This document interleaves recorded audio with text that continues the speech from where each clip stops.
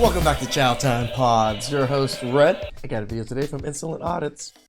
Do not date a man who cannot answer these two questions to your satisfaction. Or, God forbid, have children with this man. About a year ago, I saw a TikTok of this woman saying that she would be terrified if something happened to her because her husband would never, ever know how to take care of their children, his children too, without her. And she thought the video was all fun. You think this, but if men had to figure it out if you were gone, we would figure it out. Cutesy, haha, hee hee, because there were women in the comments being like, girl, me too. I could never leave my husband alone with our children. But it got me thinking, how many men actually want the responsibility of raising children? They don't want to just be a dad. They want to raise children. And it got me thinking, do I know any men that are single fathers by choice? Like, I know plenty of women who have chosen to have kids, whether through surrogacy, through adoption, but I don't know any men that are single fathers by choice. So It's kind of hard to be a single father by choice. You just can't give birth to kids and then take the kids away from the mother. I came up with these two questions that I think have completely revolutionized my dating life and my friends' dating lives. The first being, if you knew in advance for any number of reasons that you would end up being a single parent,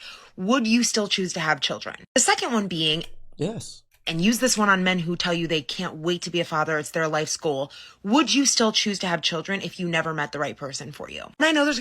No. That is probably something I probably wouldn't do. Like, to just have children with horrible women, or just to have children without even a woman. I think about it. I do. I do think about surrogacy and things like that, but then in my head, kids deserve two parents. There's going to be women in the comments who are like, well, I wouldn't choose to have children if I knew my partner was going to be there to help me raise them. That's great for you, but I've asked a lot of women this, and they've all said, well, mostly said, yes, I would still choose to be a parent. Yes, I would still have kids if I never met my person. And I have never had a single man say that he would. Do with that information what you will, ladies. I don't believe I heard you correctly. All right, fam, I gotta take this queen's rants in order, and I think it is only fair to start off with the most obvious of all of it. Colleen, have you looked at the mirror? I mean, you are post-wall and then some. Why questioning men about wanting to have children and if they're gonna end up single parents? How does that affect you? If you try to have a kid now, it's medically categorized as a geriatric pregnancy, so I don't see the point to that. Now, let's address your first question. If you knew you would end up a single parent, would you still have children? Is this a joke, queen? Seriously? I mean, maybe it's not evident to you, but it's evident to men.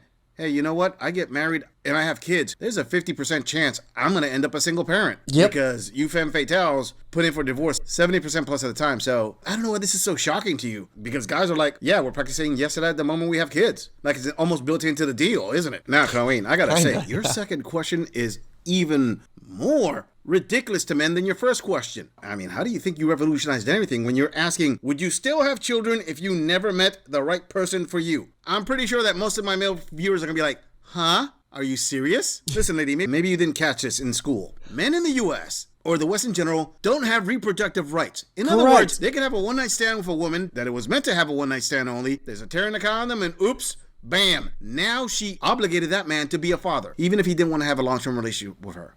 Simply put, men don't get a choice in that. So when you ask them, would you choose? They're just going to look at you and say, I don't get to choose, lady. I don't understand the purpose of the question when I do not have the option. I mean, queen, if you want to revolutionize dating for women, why don't you do the following? Ask the woman if they have a one-night stand with a guy, would they obligate that guy to become a father completely against his will? Before we move on, I want to say thank you, fam, to all of my subscribers for supporting this channel.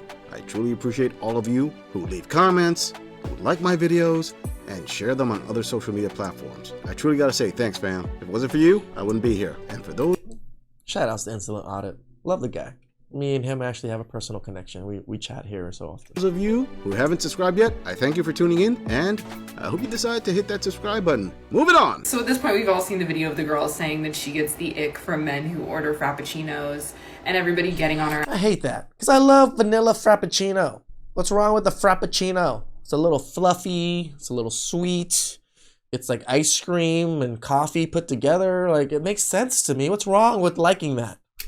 If I ever saw a man order something from Starbucks off the secret menu, no. I think I would get the ick so hard. I would literally, I could be happily married for 10 years, multiple kids with a man. He tries to order off the secret menu at Starbucks in front of me, divorce.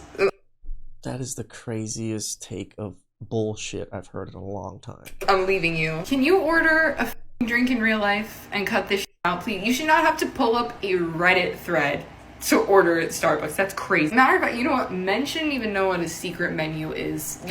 Can you imagine working Considering we're probably the ones that created these secret menus, oh, we shouldn't know what it is, huh? at Starbucks and some grown ass man comes And again, men created Starbucks, so again, what are you talking about? up to you and it's like, yeah, can I just get this? This is on the secret menu. I'd go to jail. I would go to jail. You can have your little frappuccino, I guess, but let it be one that actually exists. No the secret menu bull. You keep using the word. I don't think it means what you think it means. All right, they're hypothetical. Let me see. This woman starts dating a guy and then says to the guy, hey, you know what? Communication is very important to me. In fact, women want you men to express your emotions more. I mean, talk to me. Tell me a secret or something about you so we can grow closer. And then the guy says, hey, you know what? I sometimes order the Twix Frappuccino off the secret Starbucks menu. And then, as expected, her attraction to you drops down to 0. I'm sorry, ladies. I just find it fascinating how all of you love to lay out these double standards for men. I mean, you tell a man that you want them to be more emotional and open up, but at the same time, you believe that you know how to define a man and masculinity when you have no clue. And you're willing to drop a guy over something as simple as ordering some frou-frou frickin' drink. Not that I order fruity drinks all the time. I go to boba all the time. Sometimes I'm in the mood for something fruity. I disagree with it, but I mean, the way I see it, the guy can order whatever the hell he wants from a secret menu. I don't care right. what's on there. I just find it hilarious how you queens are the first ones to complain about men not opening up. And it's just like you're trying to control men's preferences and behavior through all of this ick stuff.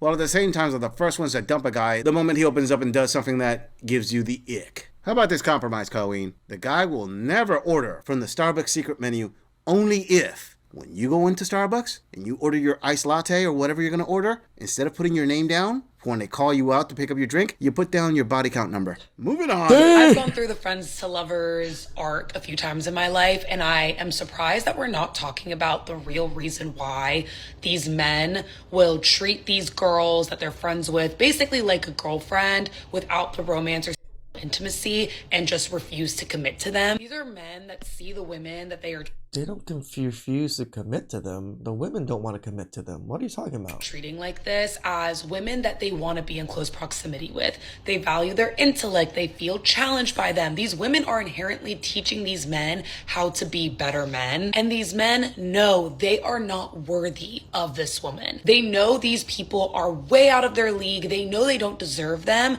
but they still want to keep them in their orbit because they make these men feel better about themselves. Here's the catch. These men were I think it's the other way around. These women keep these men around for her to feel better about herself. to then commit to these women that they see as great friends and again that they value. They would be constantly reminded about how they're not worthy. They will be constantly reminded about their shortcomings, and Women just love to shit on men as if we're just that lower class citizen. We should never be in the same level as a woman ever because we're just trash. We're not even humans. they don't want that. They would rather exploit these friendships to gain all this knowledge, to gain that validation, to feel good about themselves, than to actually commit to them and create an actual partnership and a mutually beneficial relationship. Because See, like, ignores the mutual. You literally said that these men treated them like girlfriends. If these men are treating women like girlfriends, they are getting girlfriend benefits, you jackass. right now it's these women basically leading these men, teaching these men, giving these men emotional labor, basically being a girlfriend to these men, with these men just tapping into them whenever it's convenient for them, but not committing to them because they know they are not worthy. And I have just seen one too many women get upset and feel rejected and feel like they're missing something. And I always remind my friends who've gone through this, because I've been through it, it's because these men just literally know you are better than them. And they would rather keep you as a friend because they get to still be in your world and they still get to feel good about themselves because they get They really think so highly of themselves that men are just so clamoring just to be in the presence of of goddesses. To be like, well, she still considers me a friend. I still get to experience parts of her life, but I get to do it on my own terms without always feeling bad about myself. And it's not an excuse, and we shouldn't tolerate it. I think it really contextualizes why a lot of these instances happen. It's their loss. We don't want to fuck with that. That is literally them being cowards and being unable to actually want to grow and then be one day good enough for you. Instead, they want to cower away and still have the easy way out while tapping into you again when it's I had 2 brain cells. I lost one. I only got 1 brain cell rubbing on my freaking cell walls right now. convenient. What the hell you say? OMG, I can't believe this queen is having a meltdown. Now, this video is pretty special, and I'm going to explain why. I am 90% confident that my more experienced viewers who are on here have already figured out and already know what I'm about to say after seeing this video. For my younger viewers, let me put you onto some game here. You see, the reason this queen is freaking out and keeps saying that, oh, guys who are in friendships with women and grew and all that stuff, and they took advantage. She hit the wall. She hit it hard, and now these men don't want to deal with her anymore, and they're moving on. Advantage of women, and now they can't commit. No. That's not what's happening here. What's happening here is very simple. You see, this girl and other women like her kept guys in the friend zone for a long time as a backup plan. That's what happened. As she said, she did the friendship transition to a relationship. In other words, she was in another relationship. It probably already happened or happened recently. And she tried to transition from that relationship into the friend to get a relationship out of that guy. So then she started shacking up with a friend that she kept on her backup bench. And what the guy did, he did what he had been waiting for years. Sure, I'm going to give you a master tour of Pound Town. Took her home, power drived her through the mattress, and basically treated her like a rental car. And she's upset that he didn't purchase. He just returned it to the rental company. Here you go. More like a bounce house. Bam. I'm staying single. I mean, we're FWBs at best now. I'm not going to commit to you. Why should I? And this is why she's coping with the, oh, I built you up. I did this and that. Yeah, sure. Female friends build up their friends. Oh, let me guess. He owes you everything. The man that he became, which you didn't go through the experience, the money that he made that you didn't earn, everything that he has, he owes it to you somehow. And you're just giving a warning because, oh, he knows he doesn't deserve me. That's a major cope. I mean, Queen, if he doesn't deserve you, why are you complaining? Just let it go, keep on going, and to the next one. But that's not what happened. What happened was you were sure that he was going to slide in to become your backup, and then you found out, oh no. He only slid in and then slid right back out. No, he's been in the friend zone so long, he's been RP'd. He acted like your normal Chad. He cracked my taco, left a sour cream deposit, and didn't want anything else with me. All I can say is, welcome to dating on a harder setting, Queen, because it's going to happen more often than not. Moving on.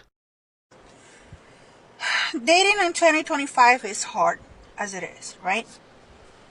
Little bit of context. I just turned 47 years old. I had bariatric surgery back in 2023. It is interesting to have like 40-year-olds, 50-year-olds almost having braces. It's like, damn, girl, you've had kind of messed up teeth this whole time. I'd probably just like screw it. But me personally. Speaking about that, in 2024, I decided to go back into the dating scene. And I was down, like, I will say 50, 60, the most 70 pounds. When I had the bariatric surgery, I was 340 something pounds, 348 to be exact. Jesus, girl. Today, I weigh 195 at my doctor's office. You still weigh more than me. You still weigh almost 50 pounds more than me. I had a follow-up, right? But April 17th this year, 2025, I had the first reconstruction surgery after the bariatric surgery, right? And I was dating this guy on and off, he travels a lot. And, it was a convenience dating him because, he was not on my case all the time, because he travels a lot for work, especially internationally. He's a tall chocolate man. He's 6'4", almost 6'5". What I say? An engineer. Also make good money. I have the greatest culinary experiences with him. Because every time that he will take me on a date, he will take me out to eat something. It is what it is. And so tell me why this guy been ignoring me for the past couple of weeks, and I didn't know what was going on, because really I've been recovering from the tummy tuck that I just got done April 17. I got a panniculectomy and a full tummy tuck, right?